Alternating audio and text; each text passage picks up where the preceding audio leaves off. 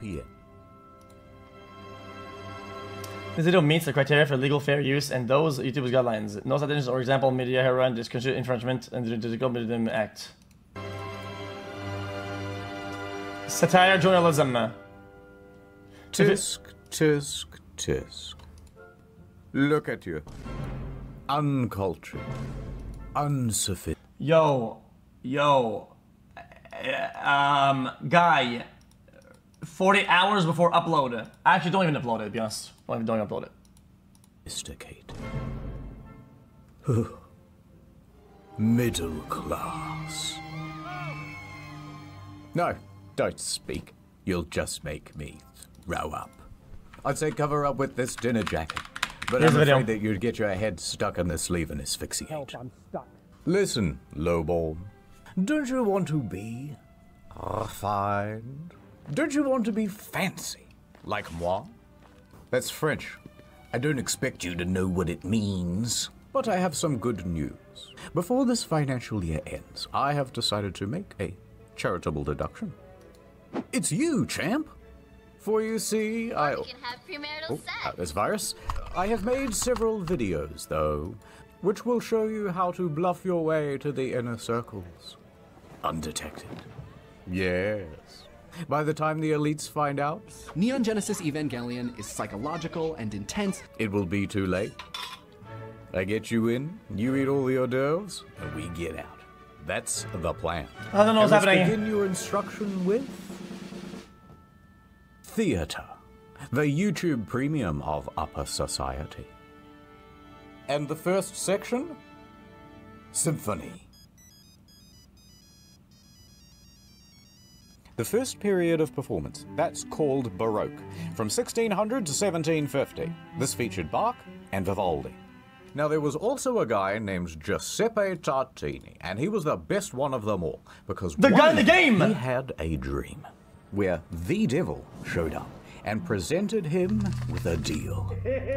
The devil would become his teacher and impart on him everything he knew about music. Yes. Once Tartini had learnt everything he could, he handed over his violin and asked the devil to play. The devil played the greatest musical piece that Tartini had ever heard. Tartini woke up with a gasp, and he tried to recreate what he had heard in the dream. Really? And what he wrote down was his most famous piece, the best thing he had ever written. And he said, "This is shite compared to the original. This is nothing better than a tribute." And that's where you get the Tenacious D song from. He named this piece The Devil's Trill, and he claimed that the difference between his version and the version in the dream was so great that he would have smashed his violin and quit music forever had he not needed it for his job. Classical, 1750 What, chat, is this all real? Is it all real? 30. Mozart and Beethoven show up like da da da da. Chat, guys, you know what's crazy though? Okay, hold on. Chat, mini stop. Chat, I think when you do something a lot, the same thing every day, right? If you do an act that's very repetitive, such as playing a game or whatever, if you play too much of it, and at night you go to sleep, sometimes you have trouble sleeping, and you're doing this action in your sleep. It's called Tetris effect, but this is more severe. It's whenever you bring the Tetris effect into sleeping, and then you do that. But sometimes, I'm not kidding about this, I'm not making this up. Sometimes you will actually be doing this action and playing it while you're semi-conscious because you can't sleep. I have this a lot, where I can't really sleep. And I'm doing the action well enough to control it in my sleep, right? At the same time, I'm doing it very well. And I've developed multiple strategies in fucking StarCraft because I was playing in my sleep and I woke up and I was like, yo, that's just kind of smart. And I have had a legitimate, thoughtful strategy in my sleep that I've used in real time later on, in real life. And it wasn't bad at all. It was not bad, and I feel like this might be a case of that. Where like the guy did a lot of violin, went to sleep, had some like half nightmare, and heard something, did something, and then boom, it hit him, boom. This is what happened. Beethoven was famously known for going deaf. Once that happened, everyone told him that he should just quit music forever. But he just wouldn't hear it. How would they tell me? Anyway, Is he deaf? there's so much I could How did they tell him? Isn't Beethoven deaf? say about these two. Romantic era. Now that's when everybody started kissing, and it's my favorite. Great piece. Mwah. Oh, you played wonderfully too. Mwah. We also enjoyed listening. Mwah. Mwah, mwah, mwah, mwah, mwah, mwah. All you need to know about this one is Chopin and Berlioz. Berlioz, however, was not getting any kisses. He was relatably painfully single, living alone in Paris, the city of love. So here's how it started. He's there and he's in his early 20s, and he is looking for a new GF. So one day he attends a Shakespearean play, and on stage he spots an actress, and he immediately falls in love with her. He wrote her many notes confessing his love, but her DMs went unreplied. So he began writing a symphony about her. How can she ignore this? And also around this time he started smoking a lot of opium, but don't worry about that. Anyway, so he wrote this piece just for her. However, his DM still went unreplied. For several months he started to get quite disheartened. Until he saw another girl. So he immediately fell in love with her instead, and he said, you know what? I'm going to change that symphony I wrote, so now it's about this other lady, and not about that ugly one that I didn't like anyway. This time, happily, she reciprocated, and they fell in love and were set to marry. She died. What the fuck? Phones haven't been invented yet. Yes, hello, I'm busy. Oh, Rome? To study? Absolutely, I'll catch the first flight out. So Berlioz went to Rome to study music. However, while he was away, he got some news. Berlioz. I have to tell you something. How are they saying this shit? Sacre bleu. Some other, more handsome musician swooped in and married his girl while he was in Rome, and they ran away together. I mean, at least he told him. Was Yo, at least you told him. Yo, you should have said thank you. That's kind of sweet, though. I mean, dude, imagine he did all of that, went home, and then nothing. And she's just gone, and he has to figure it out, and chases for decades. At least you told him. furious, and he set his mind to solving the problem. I know what I'm going to do.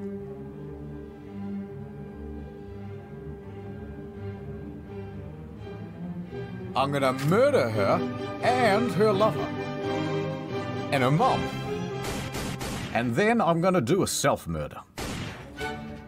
Alright, so this gets pretty elaborate. His idea is to dress up as a housemaid. He has bought both poison and 2 guns.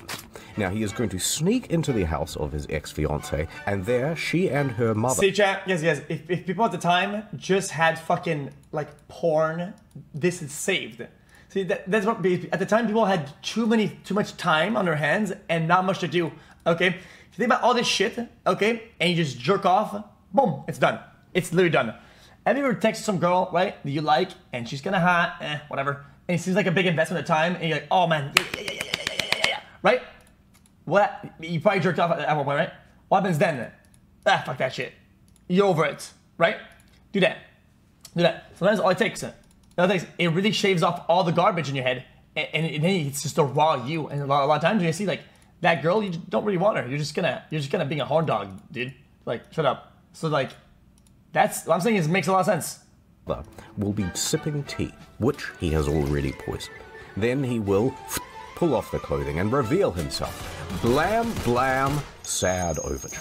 So, but why gun if he has back poison? home to Paris to do it. But while on his travels there, takes quite a while, he has to change carriages. And when he does that, he leaves the guns in one of the little cubbies. So he's lost all his weapons. What is he going to do now? Well, his next leg on the stop is Genoa, and he decides, you know what? Let's just skip the murder and go straight to the finale. So he stops off in the port city of Genoa, and he's there at the side of the Mediterranean. He pauses for a moment, then he throws himself in. What? Now, some people see this whole thing happen and they think he's had an accident, so they run in to try to save him. They pull him to the shore. He lived. So he has now reached his lowest point. He dejectedly continues home. He gets back to Paris and he wallows around, feeling pretty sorry for himself. But he decides, you know what? I may as well do what I do best in times of trouble. Make music. Like Smoke a lot of opium. Oh, and now he while I do dies. that, I shall write a symphony. Although I ain't gonna name it after that hoe who stole my heart. And so he went back to work. But here's the thing. It was the greatest piece he had ever written. And it premiered to a huge crowd. And you know what? It was a smash hit. #1 on iTunes. But then, and here's a bloody plot twist. Remember the first girl? Oh, Well, no. she attended that concert, and she realized that Berlioz was a genius. And then she wrote a letter to your boy saying how good your bloody symphony was, and sorry about not replying, I just put my phone down and got super busy. He's gonna kill her. By the way, I love you. And so Berlioz goes, well, I love you too. And a year later, they were married. It's a beautiful moral of the story. See, fellas, don't jump in the Mediterranean. Anyway, a few years later they got divorced because weirdly he cheated on his wife with the housemaid. Not that one, a different one. But then he married that housemaid. Hooray! But then when he died later on, for some reason he gets buried with both of them. It's kind of strange. But moving on to the Impressionist musicians. Now that's Claude de... The what now? Yeah. Claude what? The Bussy. You know what? You'd better go to ad time. All right, guys, welcome back to the Nord Stream. I like that. I like that. The fucking Bussy. I've heard that before. Outside my house, Chat. Jack's Film's house, Samito's house, Ordinary Things house. Just like that. Welcome back to the Hot Tub Stream. What do you guys mean? How many hot dogs can I put in my mouth? Why? I'll just... Guys. Oh my god, $5,000 donation. Thank you so much. You guys are such good friends. Streaming's not for me. I'd rather go to nordvpn.com/internethistorian to get a huge deal on a 2-year plan, plus 4 months for free. Ad over. Watching Netflix, are you? What's happening? All tucked in with a 3-hour essay on Good Game Good, and here's why. Fallout New Vegas is actually the only based Bethesda game. Turn that off. I've got something for you much less enjoyable and far more expensive. We're going to the theater. Chat. Theater. I said chat. The theater is lame as fuck, okay? If people liked it way back when, it's because they didn't have no other means of fucking movies and shit, man. Why people still like this shit? I don't get it. There's movies now and whatnot. People only liked it at the time because they didn't have movies. Now we have movies and people still like that? Guys, that's like having a bicycle with only one wheel and be like, oh, there's nothing better than that. And doing the one wheel and then you get 2 wheels, like, boom! Then it's a better bike. And we're like, nah, dude. I prefer one wheel, dude. I prefer one wheel. It's culture. Shut up. Just shut up. From the ancient Greek, theatron, the most dramatic of the Transformers. Right? It means a place for viewing. Here's a Roman theater. They were quite simple back then. You have the stage, the auditorium, and the vomitorium. Now, for a very long time, people thought that the vomitorium was a place where the Romans would gorge themselves, where they would eat so much that they would throw up and then gorge themselves again because they were so decadent and or bulimic. But it comes from the word vomere, which means to spew forth, because that's where people go in and out. So vomitorium is just a dramatic way of saying the entrance. Now, if you skip forward to the 1800s, things are getting a lot more modernized. But they still didn't have electric, so they had what's called the limelight. And that's why they say, to be in the limelight, to be the star of the show. What they would do was take a piece of quicklime and heat it up super hot, which will naturally glow very bright. They would then take reflective mirrors and lenses to focus the beam, and they would use that as an early form of the spotlight. Oh, wow. The limelight is not because it's green, but because it's made from quicklime. In the modern day, things are a lot more advanced, and they can do all sorts of cool shit with like lasers going into your eyeballs and all sorts of stuff. But it's not just the tech that's had an upgrade, it's the architecture as well. In Elizabethan times, they had the yard, and you could get in here for about a penny apiece. And this is where all the poor people stood to watch the shows. It's like when you go to Oppenheimer and you end up with the worst seats in the IMAX theater, right? But thankfully, in modern times, we have fixed that problem. We kicked out all the poor people and we sunk the floor down low and put in an orchestra pit. Now, these things are usually 6 to 12 feet deep, so they're not obstructing the audience's view. But having a giant hole at the end of a stage is quite dangerous. So usually they put a big net there as well. And yet, a lot of people still get pitted. Like a lot of people. In 2011, Jesus, that's during a tough. production of The Sound of Music, one of the lead actresses fell into the orchestra pit and was left paralyzed from the waist down. In 2009, a conductor, not a superconductor, just a regular one, fell 14 feet into the dark pit and broke 9 vertebrae and 1 ankle. Huh? Mamma mia. And he fell on his pointy conducting thing.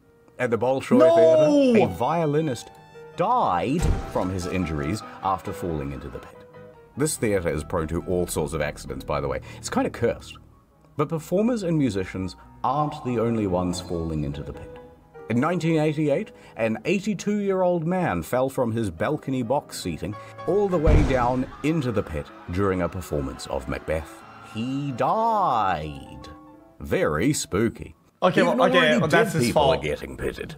In 2016, a man sprinkled his friend's ashes into the orchestra pit at the Met Theatre.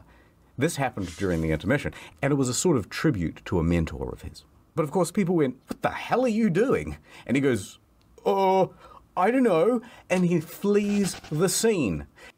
Everyone's coughing and sneezing that's up dead guy. disgusting. And people think, is this anthrax? What is this? So they call in the anti-terrorism police, and the whole show is cancelled for the rest of the evening. That's disgusting, dude.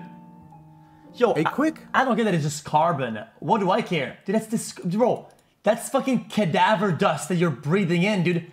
That's like, bro, that's disgusting. Intermission.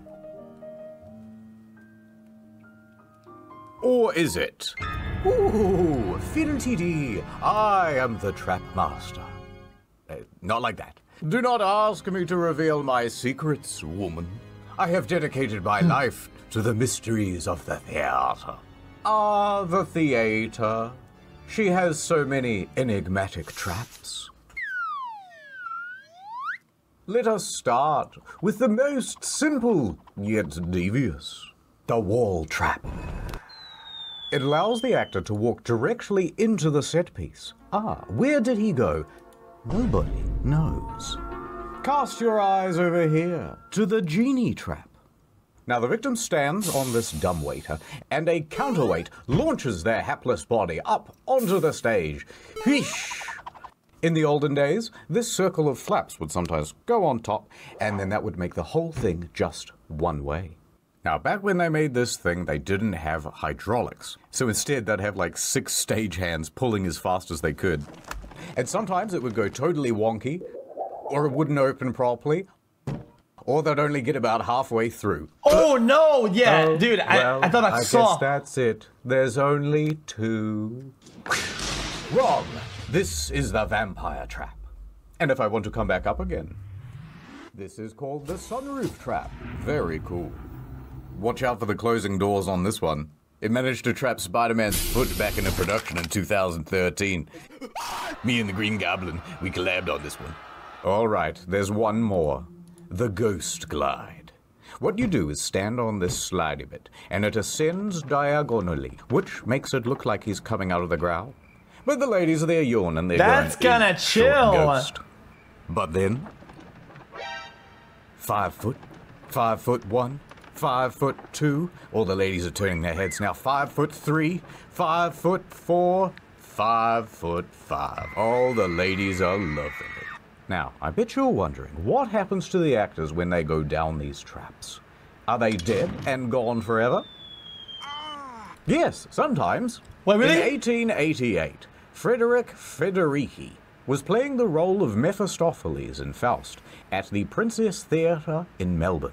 As he descended the trap at the end of the play, "Goodbye, everybody, goodbye," he had a heart attack and died, never seen again. So as you can imagine, with this many deaths, the theatre has become a highly haunted place. Oh yes. Oh, the ghost of In the fact, theater. Sometimes you can put your ear right up to the wall and you can hear two male ghosts wrestling. Can't fake that. Ah, another ghost hole. Don't look inside. I did once. Almost went blind. That's why I wear the mask. Anyway, because of all the Dude, ghosts, so the horny this theatres video, do isn't whatever he? they can to keep the spirits happy. 4 times now. See this? It's called a ghost light. When everything is closed, it is kept on always. Kept on for the ghosts, so that they don't, bump their shins in the dark or whatever. At the Palace Theatre in London, there has been some ghostly activity. It seems to be a bit of a hotspot for ghostly activities. And that's why they always keep 2 empty seats at the back, so that the ghosts may sit there and watch the show. So that's why we traditionally kept a couple of seats off sale for the ghosts. However, Harry Potter is so popular that we sell those seats now. Oh. Boring. Also, most theatres close for 1 day per week, and on those days, the ghosts are left to perform for each other in their own shows, which they like, we think. I was worried about my own vagina. It Oh, needed a finally, context, the vagina a monologues. culture of other vaginas. Brother, what's going on? Well, You know, I wasn't always part of the elite. In fact, from a very young age, I grew up in an orphanage. No, my parents weren't dead. Rent in that building was just really cheap. But my parents showed me no affection. And as soon as they could, they sent me off to boarding school. But boards were always their passion, not mine. I tried to run away, but they caught me. And boy, did they throw the book at me. Alas, I did not dodge in time. I spent the next few years in a coma. Yeah, the video's about theater, I think. A Native American town, Pueblo, Acoma. And the people there taught me how to read American. They also had a local library, and I spent my days buried in books, learning as much as I could about the arts. And once someone noticed me buried under those books and they rescued me, I knew I wanted to teach default I know where this is character going, yeah. presets like yourselves, all about Shakespeare. Editor's note. Why, I he's started American? Googling Shakespeare and I got kind of distracted, so I don't know. Here's a WAV file. You can do something with this. Put him in like a classroom or something. All right, attention, everybody. I am your new teacher. You are a bunch of troubled inner city youths. All you know is shoot gun, fail test, and crime. But I'm here to teach you that actually books and reading and stuff are actually pretty epic after all. Now, the earliest known written language is what, Mr. Single Parent Household? I don't know, Teach, but you're never gonna get through to me. Oh, really? English. Well, what if I go back in time? Back in time. In the long, long ago, very few could read. But to be fair, most of the written languages were kinda shit. This is cuneiform, the very first written language, and it has far too much punctuation. Then eventually came along the Egyptians, and they invented emojis. I But kinda they like would that. call them hieroglyphs. I kind of like that though. I like the drawings. I think that seems efficient. Anyway, the typical written thing would go like this. Message for you, sir. Big bird, man with stick. Man sitting, circle. Oh, more bills. Da-da-da-da-da-da. Eventually that became quite annoying. Oh, writing So it sounds bad, Phoenicians, yeah. who were a kind of Lebanese. Very progressive, especially for those days. Now, they came up with a better idea. They started going, hey, that sounds a bit like an A. Buh. That sounds a bit like a bee. Phonetics. Kuh, and so on Kuh. and so on. Until we had a proto-form of the alphabet. Duh. Now, the Greeks thought that was pretty neato, but they said, let's come up with an even better version with 22 letters, and soon that will be like English. Chat, why is it that, guys, why is it that we like this so much that they end up yoinking a bunch of these symbols, right? There's like delta in fucking math, right? Omega, fucking, whatever this shit is, fucking psychology, another math pi. They're just yoinking it. They're just yoinking it. Oral history. Greeks, more like geeks. Got 'em. Oh, yeah? Well, let me tell you about something highly relatable. Of the surviving Greek works, the greatest hits were the Iliad and the Odyssey. Now, Yeah, I'm right. I think in psychology, the little thing, it's psyche. Psyche is the realm of the mind and thoughts. Psyche, motherfucker, psychology, man. because most people couldn't read, this stuff wasn't written down for a very long time, and instead it was memorized and performed. And when they performed it, they used one of these, a harp. lyre.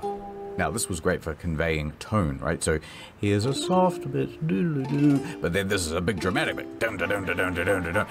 Now, the Iliad starts with this guy, Menelaus, king of Sparta, and he has a wife, Helen, and she is a very fine lady. And then the Prince of Troy shows up. His name Wait, is Paris, real? and Oh he my goes, god. Damn, shorty. Okay, chat, hold up. I'm so fucking dumb. I watched the movie. People said it's fake. It's real. It's real. Awooga, awooga. Hey, that's what he'd it's say. a fake. Right? And he and his boys abduct her and took her all the way back to his crib in Troy. Now this makes Menelaus quite miffed. Hey, hold on there, Buster. Oh, He declares a turf war. But he Unless- can't win it alone. unless Brad so he Pitt calls pulls up. on his homies. Odysseus, king No. of Ithaca, and Achilles, the best drive-by shooter of all time. But Achilles is not in the mood to fight, so the whole of the Iliad is basically spent trying to convince this guy to get involved. Please. No. Please. No. Eventually, they win the turf war by being very sneaky. They make a giant horse, which is the symbol of Troy, and they leave it at the front gate. That's their way of saying, oh, I guess you win. We're walking away now. And meanwhile, thousands of soldiers go off and hide in some bushes. Now, the Trojans are very suspicious, but they can see that the Greek ships are actually sailing away into the horizon. So they know, oh, it must be real, must be real. We've won the many years' war. But actually, there's almost no one on those ships, and there's a surprise inside the horse. what is it? Later that night, when everyone's asleep, boiling hot tzatziki everywhere. And also Chad, is some this soldiers true? wearing thermal protection, they get out and they open the gates, and then everyone comes out of the bushes, running Wait, into the set. it's not a story. This actually happened. Guys, it's kind of hard to tell when they have real shit and fake, and they mix and match. Because nobody wants to fucking listen to a story from a guy who's lying. Even if all the shit is real, except for a couple ones. And kill everybody. After they win the war, Odysseus heads back home to Ithaca. However, on his way, he starts making beef with Poseidon, god of the sea. And Poseidon is mad at the disrespect, so he sends Odysseus on a long-ass detour, and that detour is the story of the Odyssey. Oh, fucking Pretty fake epic, right, bullshit. kids? Whoa, Teach, that's fire. I'm starting to come around. That Odysseus guy is literally me. Yeah, I'm gonna try that horse trick on my ops. Homer, from Homer's Odyssey, is not a character in the story. He's the guy who tells the story, and then people wrote it down. Now, moving chronologically to the next big one, you've got the Bible. And for all practical purposes, this was basically an oral tradition too. Most people Chat. were illiterate. Chat, imagine, chat, if you were like a paid troll. You would go around getting real stories and just fucking them up entirely. Fake details, dramatized storylines, absolute garbage characters made up and shit like that. And you were just there to just fuck everybody's stories up, right? And you were so good at it that people just kept hiring you. And you wrote books and shit. And you're just ruining history. I think that's real. I think we have a bunch of those in the past. and all the shit we have is all dog shit. By this point, and the Bible was written in Latin, and pretty much only the clergy knew Latin, so they would be the one to recite it to people. It says that the cute lady at the front should go on a date with me, please. Listen, the rules are the rules. I didn't say it, the book did. There was a translated version into English, the Wycliffe's Bible, and you better believe that thing was a threat to the order, so they made that illegal to own. What? And if you were found with an unlicensed copy, the punishment would be death. So it remained. The Bible was read to the people. Now, by the 1300s came Chaucer, who wrote the Canterbury Tales, and that was a pretty big deal. Get this book now. Because it's one of the first significant works written in Middle English. It describes a bunch of people making a pilgrimage from Southwark to Canterbury, which is here to here, which was the longest journey anyone had ever made in the 1300s. And now, it's a whole series of stories, and most of them can be boiled down to, how come if everyone is on a pilgrimage, you're all so focused on material... Chat, isn't a pilgrimage, chat? It's like a movement that's religious for a religious mean, right? Is that not what a pilgrimage, they move? Stuff. Oh, hypocrites much? Dong. It's now the 1600s, and they've updated all the textbooks from Middle English to regular. In 1601, King James I said, all right, you know what? Let's everyone have a copy of the Bible. Chat, I think translation ruined everything that we have. Everything that we have from the old days, it's all ruined. And guys, when you translate something, it'll never be one-to-one. Never. Okay? There's slangs, way people talk, innuendos and shit like that. When they translate, it gets fucky. Okay? There's no shot that any of these shit is accurate. Probably half the shit end up being garbage. Bible they can read. Let's do a King James Bible. I won't feature in it. But Chat, try to fuck, guys, even when you translate Korean to English, yo, that doesn't make any sense. I'd love to be in the title. And he commissioned a committee of scholars to rewrite the thing in English, God's language. It took 8 years. And that brings us to Shakespeare. And he's a huge deal. Oh, look, we're out of time. But sir, we're supposed to do penis inspection day today. No, there's no time. Roll the end card. The end. All right, that's the lesson. You watched the whole video. Or at least, you had it on in the background while you scrolled your phone. And I couldn't be prouder of you. There's just one more quick thing I want to tell you about. Theater props. For example, this gun. Now, the thing... Oh, look who it is. Abraham Lincoln. I know what you're thinking, but it's just an actor. We all know that the real Lincoln is dead. You know, when he fell asleep on the tracks of the Underground Railroad. Anyway, this thing is super realistic. Although the trigger is a little loose. Ruh-roh. Oh, what's going on? I can't believe you did that. But I won't tell anyone. And, in fact, good news. I'm gonna make you my little protege. And I will be your protege. Guys, what's going on in this video anyway? And I got so many more lessons to teach. Interesting. Still here, huh? Yes, just a little cleaning. More good news. Next video is almost done. It'll be on income. Just so you guys don't like this video or didn't enjoy as much, you know, I enjoy those a lot. I don't know why.